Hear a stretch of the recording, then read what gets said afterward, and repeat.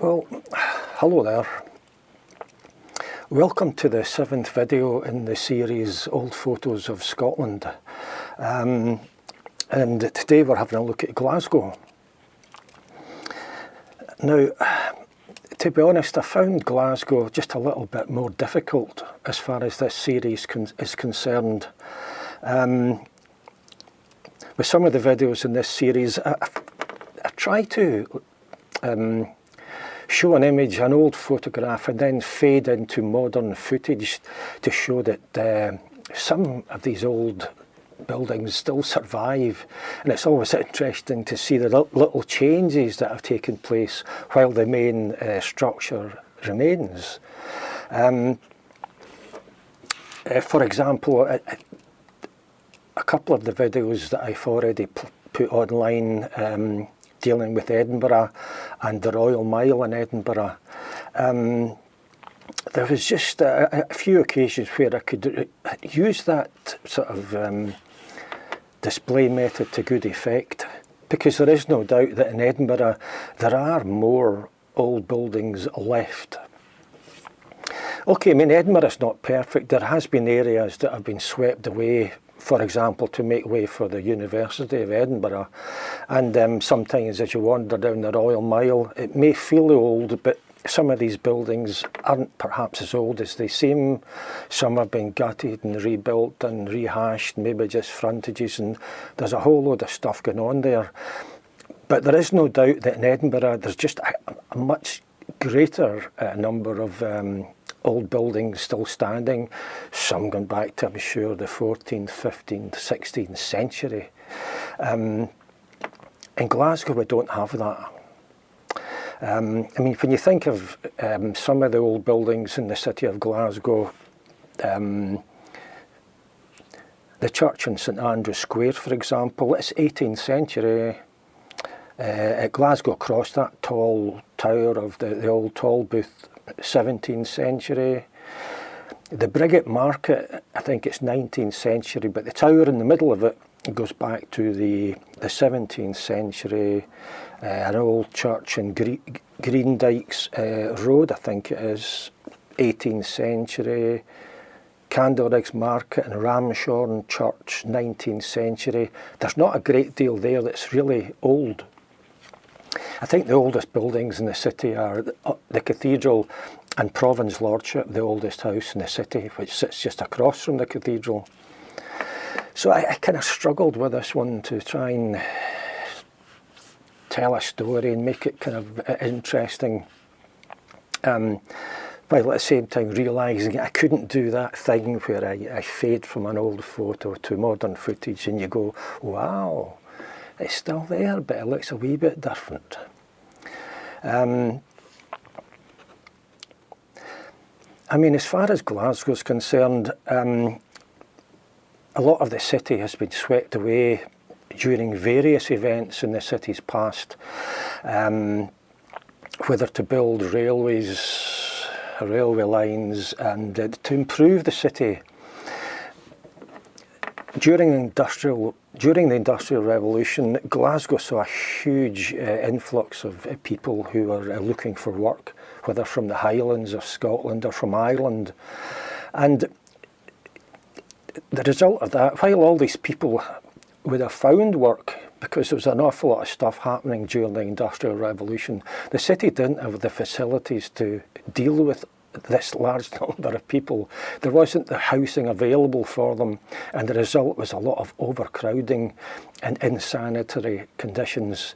And there had been a number of improvements in the city under the city's improvement trust, where just large areas of closely built housing that wasn't really suitable to house people properly were demolished, swept away, and other properties built in their place. That sort of thing happened in, round about the Salt Market, High Street and such like. And at that time you had photographers like Thomas Annan, who was actually given the task of photographing all these areas that were due to be swept away. It's a record of stuff that, it's a record of old Glasgow. I think he took many of his photographs at various periods in the past, but in the late 1860s, certainly, before a pretty major series of demolitions took place. But he took photographs, not just in Glasgow, but all over the country, and I think he took others later on in the 19th century. But I think we're all familiar with the photographs of Thomas Annan. I think for anybody who's interested in old Glasgow, we've kind of seen certain images time and time again. And while I did want to show some of his photographs, I also wanted to shy away from them a bit and try and find images that we perhaps haven't seen that often, if at all, in fact. And I did find one or two that surprised me. I thought, wow, why have I not seen that before? And I'll certainly include those in this video. As I say, in addition to the City Improvement Trust that swept away huge areas around about the Salt Market and High Street, you had railway lines getting built in the same way that the Kingston Bridge and the M8 motorway destroyed a significant part of the old town of Anderson. So the building of railways in the centre of Glasgow swept away a lot of housing, and the result of all of this is there's precious little and practically nothing left of the old city of Glasgow. Anyway, I think that's probably quite enough of a preamble. Let's just get ourselves out there into the street, and I'll show you old photographs that will show just how old Glasgow perhaps used to look, and the modern footage will show you that old Glasgow has indeed gone.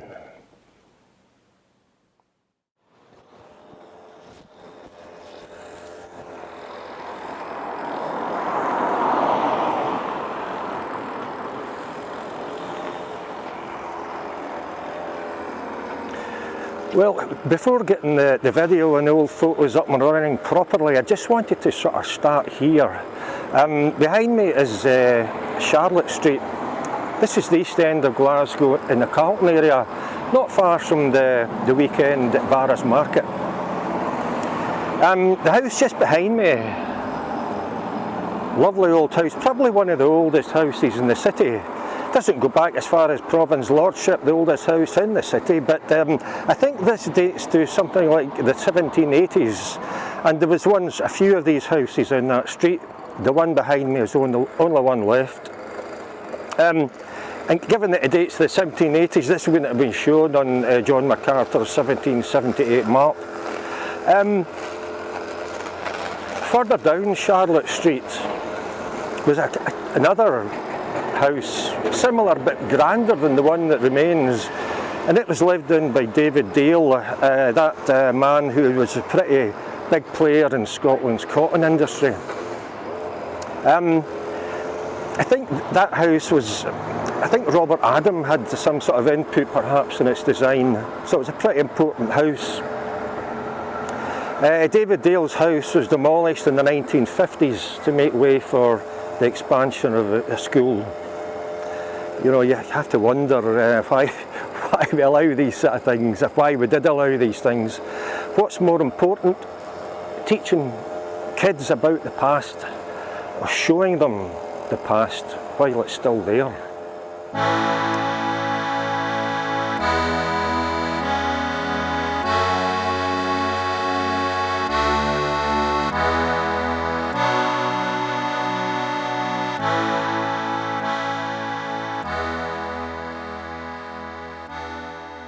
This is William Simpson's painting of the foot of Stockwell Street in 1846. On the left we're looking west along Clyde Street, with Stockwell Street on the right.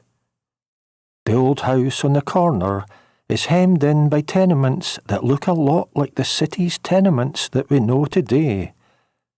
But in fact very few of these older tenements survive. This is another view of that old house on the corner, again by Simpson in 1846. This time we're looking east from Clyde Street, with Stockwell Street on the left, and Bridgegate, or the Briggait, straight ahead. You can see the top of the tower that still exists within the Briggait market. That 17th century steeple, all that remains of the Guildhall or Merchant's House, was later incorporated into a Victorian fish market. The interesting thing about this painting is that it shows, on the right, a tenement at the corner of Bridgegate and Clyde Street. That tenement was built in 1817 and in many ways is a survivor. For although cut down in size to just one story, the fate of many of Glasgow's tenements, it still stands today and houses, among other things, the Clutha Vaults pub, site of the 2013 helicopter tragedy. In the National Library of Scotland's excellent online map facility, they have overlaid a map by John McArthur dating to 1778 over a modern satellite view. You can, I think, instantly see how much bigger Glasgow has become since then. Looking more closely at this map, the hard truth of the matter is that practically none of the buildings shown have survived today. Most swept away during any number of improvements to the city that sought to reduce overcrowding and insanitary conditions experienced by the lower classes. The exceptions are the Cathedral and Provand's Lordship, which I haven't actually included in this crop of the original map. Other surviving structures include the Tron Steeple in the Trongate, the Tolbooth Steeple at the Cross, the Merchant Steeple. We must have built good steeples in the old days. The church in St Andrew's Square, and perhaps one or two others. But essentially all that truly remains is the street layout. Old Glasgow has indeed gone. Here in the Carlton district, you'd be hard-pushed to recognise much of anything. Just over there, for example, at the corner of Charlotte Street and London Road, is a typical example of what we're talking about. Not greatly old, but totally unrecognisable with what were once tenements now either demolished or cut down in size. And this is where our story begins, for not that long ago, that bit of Glasgow looked like this.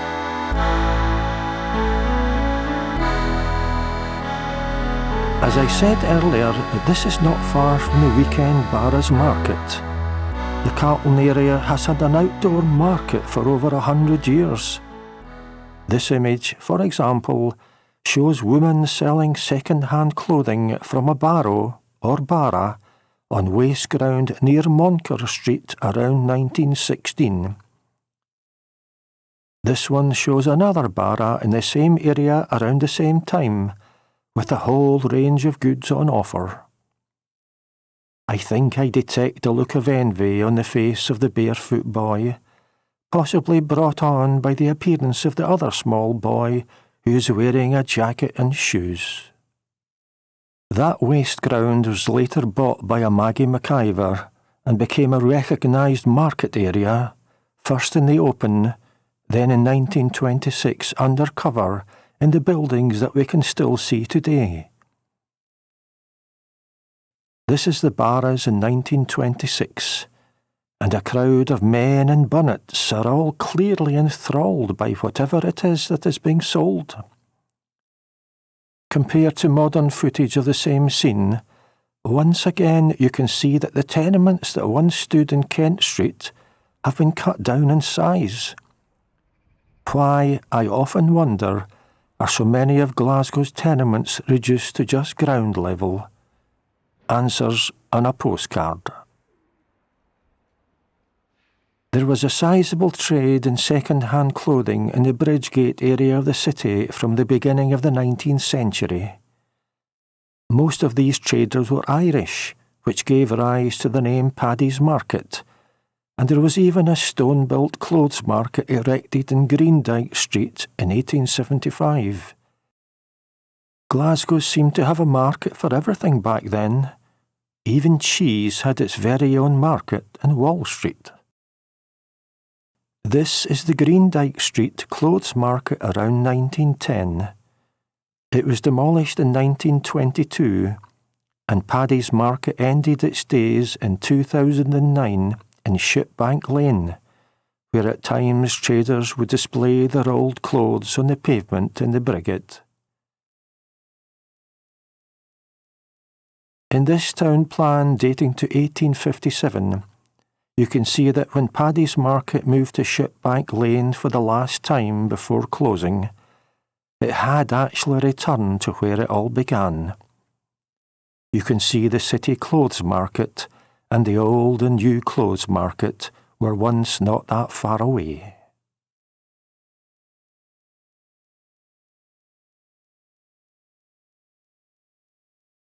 This is Thomas Annan's photograph of a clothes market in Glasgow Green at the corner of Salt Market and Greendyke Street, sometime in the mid-1870s.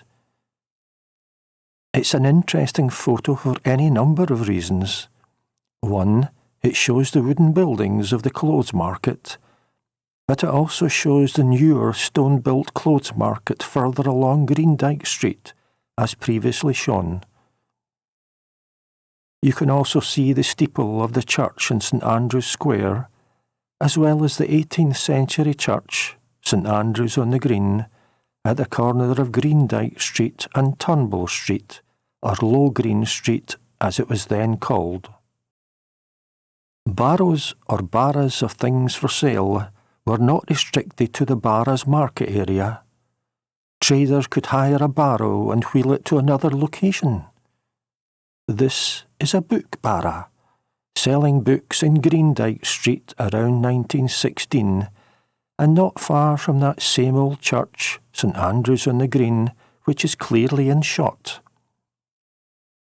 In the past, buildings occupying the site to the right of that church include Parry's Music Hall, shown on an 1857 town plan, and a hide, wool and tallow market shown on an 1893 town plan.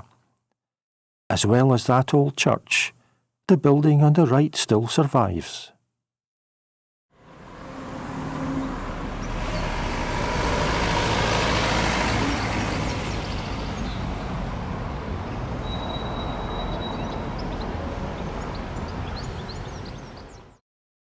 In the 1857 town plan, you can also see St Andrew's Baths and Washing House. Nobody had washing machines way back then, probably because they hadn't yet been invented. But even if they had, there was no running water in your house to run them, most water coming from pumps in the street. So women had to visit the washing house and drying green in order to keep clothing as fresh as possible. This photo by Humphrey Spender dates to 1939 and shows women in a Glasgow washhouse. Almost 100 years after that 1857 map, and nothing much has really changed in some walks of life. When Thomas Annan was given the job of photographing Glasgow in the late 1860s and early 1870s, many old and at times ancient parts of the city were about to be swept away. In the images that follow, all the lanes, back courts and buildings that you will see have gone. Absolutely nothing is left today.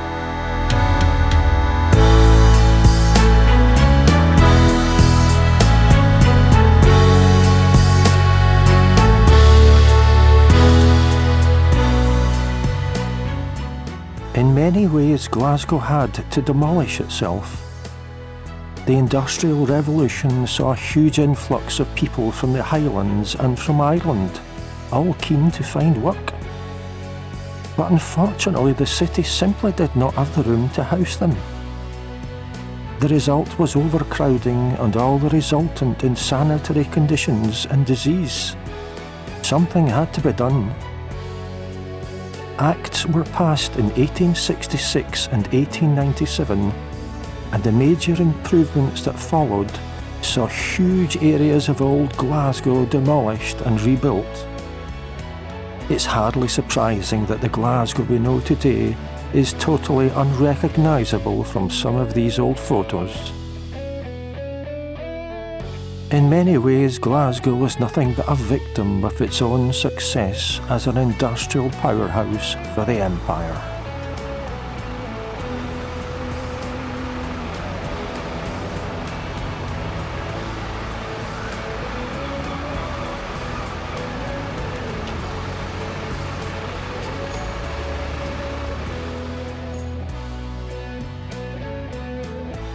But it wasn't just housing.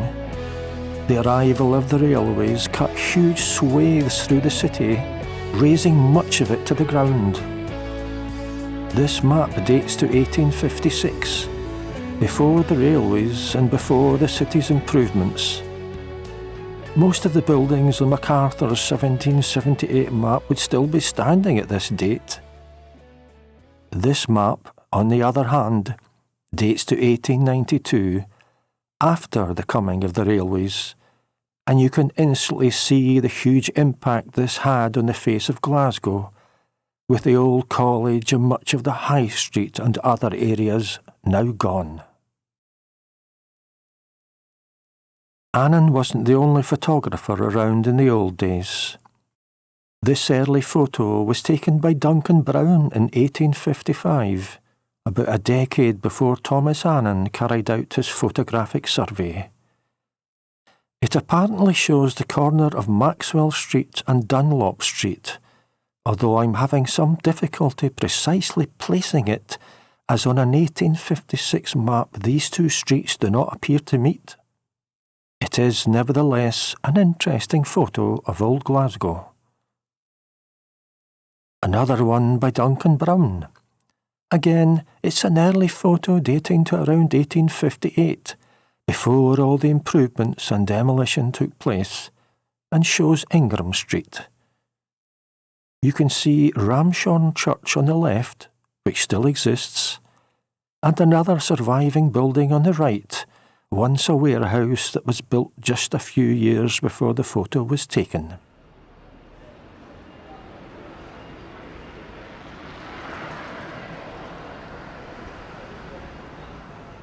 Looking up King Street towards Candleriggs around 1870.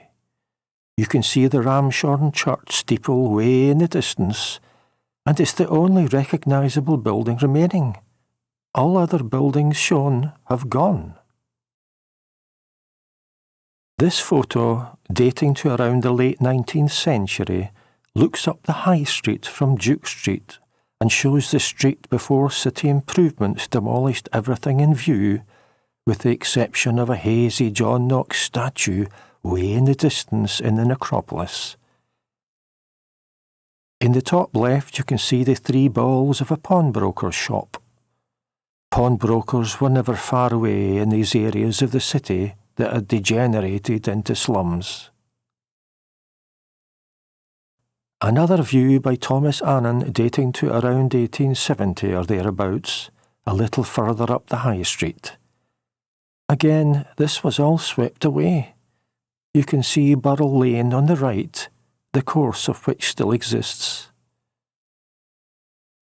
Looking down Stockwell Street from Glassford Street in 1914, all gone.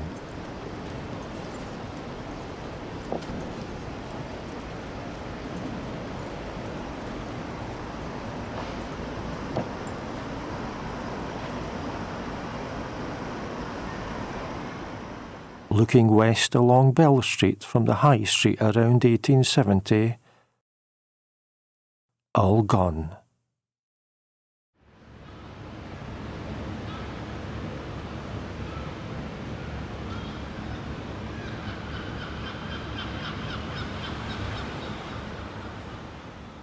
Trongate, taken by T and R. Annan and Sons in 1900. While all the buildings in shot have gone, the statue of King William III on the right was moved and can still be seen up near the cathedral at the top of the High Street.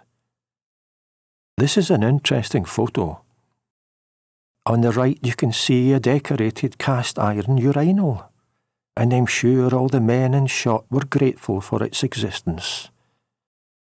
There were many such urinals in cities all over the country, but I think they were just for men. I don't think women were allowed to pee in the old days, at least not in the street. If we zoom in, we can see a whole range of men, including policemen and soldiers. I think the small boy out of focus near the centre may be offering a shoe cleaning service.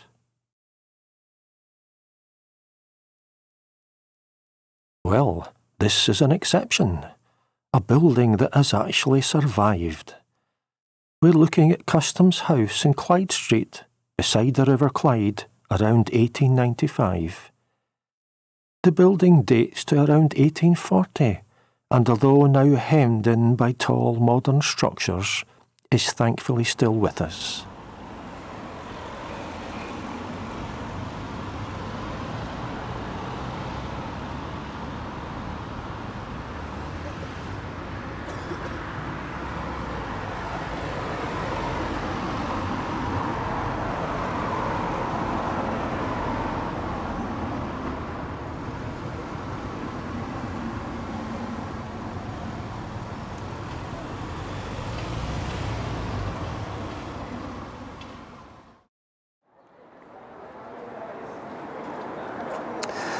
Well, I thought I would end this on the street section here in St Enoch Square.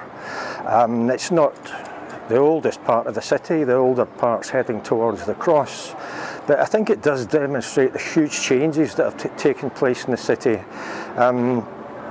You know, one time you had the church and the railway station and the railway hotel, which really set off the square.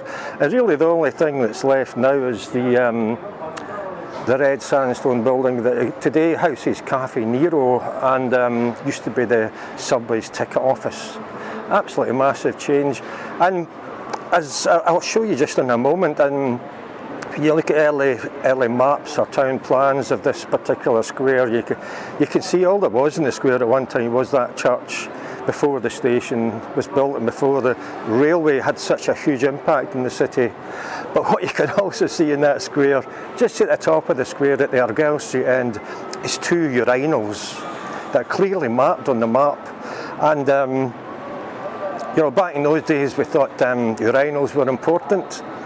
I'm not convinced that we put such importance into them these days because there are precious few of them around. Like a lot of old Glasgow itself, in fact. The rather sad fact of the matter is that most of old Glasgow has gone, erased as part of any number of processes put in place to improve the city and the lives of its citizens. Has all the upheaval and demolition resulted in a better Glasgow? A city that is architecturally better and more interesting than it once was? I think not. Demolition is not always the answer. As Ogden Nash once said, progress might have been all right once, but it has gone on too long.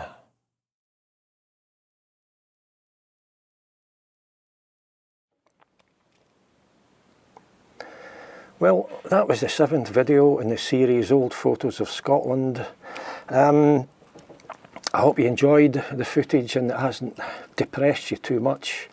But it isn't difficult to see that compared with the likes of Edinburgh, Old Glasgow has indeed gone. I'm Eddie Burns. Bye for now.